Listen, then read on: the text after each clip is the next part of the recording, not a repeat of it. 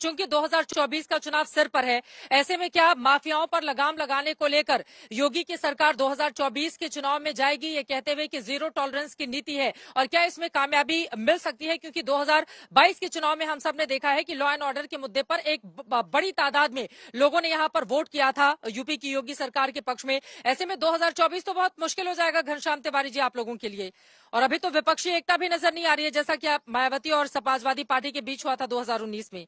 Law and order Uttar Pradesh का बहुत बड़ा मुद्दा रहा, जिस पर योगी सरकार पर मोहर लगी 5 साल के बाद, और आज फिर इन तस्वीरों के जरिए वो अपनी शाबाशी लेकर लोगों के बीच ये बताना चाह रहे हैं कि कुख्यात अपराधियों पर लगाम अगर कोई लगा सकता है तो फिर बीजेपी की एकमात्र सरकार है।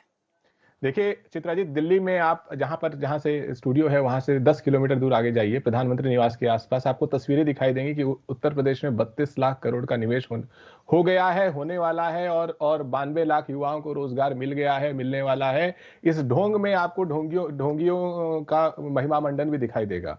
तो अगर 92 लाख युवाओं को रोजगार दे देंगे तो उत्तर प्रदेश से देश की सरकार बनाएंगे।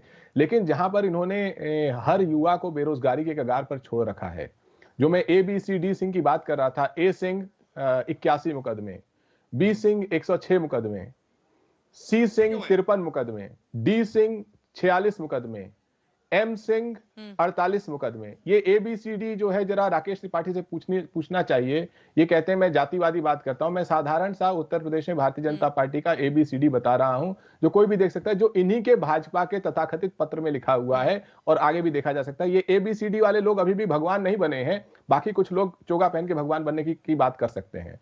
दूसरी बात जो मैं कहूंगा कि उत्तर प्रदेश के माध्यम से जो देश का चुनाव होगा, देश का चुनाव संसद के लिए होता है। संसद को ठप कर दिया गया है, क्योंकि अटल अडवाणी युग से भारतीय जनता पार्टी नरेंद्र अडानी युग में आ गई है। जहां पर नरेंद्र मोदी जी से अडानी के ऊपर सवाल पूछा जाए तो संसद ठप हो जाएगी, तरह तरह के जुमले सुनाए जाएंगे। तो मुझे लगता है कि देश की जनता देख रही है। देश की जनता उस सरकार को नहीं चुनेगी जो बेरोजगारी की गारंटी हो, महंगाई की गारंटी हो, आपसी अमन चैन को बर्बाद करने की गारंटी हो, प्रोपेगेंडा की गारंटी हो, और उस सब के ऊपर एक झूठे मिसालों के माध्यम से लोकतंत्र को तानाशाही बनाने की गारंटी हो।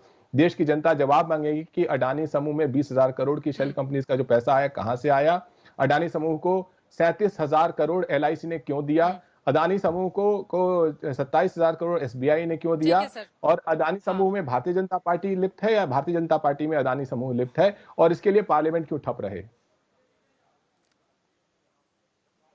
ठीक है, जो मुद्दे आप गिना रहे हैं क्या 2024 में भी इनका असर होगा? राकेश जी इसका जवाब देंगे, लेकिन एक एक प्रतिक्रिया रहमानी साहब और वारिस पठान जी आपसे लेते हुए। रहमानी साहब, लॉ एंड ऑर्डर क्या बड़ा मुद्दा 2024 के चुनाव में बनेगा, जिसको लेकर बीजेपी जोर शोर से ढोल बजाते हुए, क्योंकि अभी से उसकी तैयारी दिख रही है, इसको लेकर आगे जाएगी कि योगी की सरकार में ही माफियाओं पर लगाम लगती है? नहीं, बीजेपी देखिए, बीजेपी ढोल बजा सकती है और ढोल बजाना शुरू कर दिया है। ये जो अतीक का मामला है, इससे ढोल ही बजाना है, ये और कुछ नहीं। लेकिन मैं एक बात कहना चाहता हूं चित्रा जी, अगर आज MP MLA कोर्ट ठीक से फास्ट ट्रैक पे इन तमाम लोगों का जो मुकदमात है वो सुनना शुरू कर दे और 1-2 साल में फैसले कर दे, मैं दावे से कहता हूं आधी से ज्यादा पार्लियामेंट डिस्क्वालीफाई हो जाएगी 1.5 साल में, और आधी से ज्यादा यूपी असेंबली डिस्क्वालीफाई हो जाएगी। इतने बड़े मामलात हैं।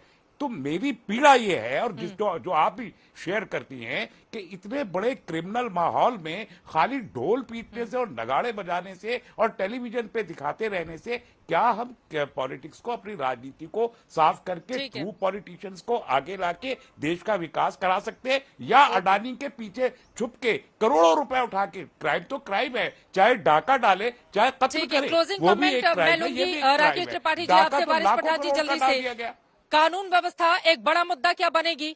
ठीक है सर, उत्तर प्रदेश में, यूपी की राजनीति में, जल्दी से वारिस पठान जी। देखिए चित्रा जी, बीजेपी ने तो अपनी 2024 की तैयारी शुरू कर दी सब तरफ। उन्होंने तो बता दिया हम चुनाव लड़ेंगे तो किस बुनियाद के ऊपर। आपके सामने एग्जांपल तो पूरे, अभी महाराष्ट्र की मैं बात करूंगा जहां पर बीजेपी की सरकार है। क्या हुआ 2 दिन पहले, आप ही के चैनल ने, इंडिया टुडे ने आज उसको कवर किया है।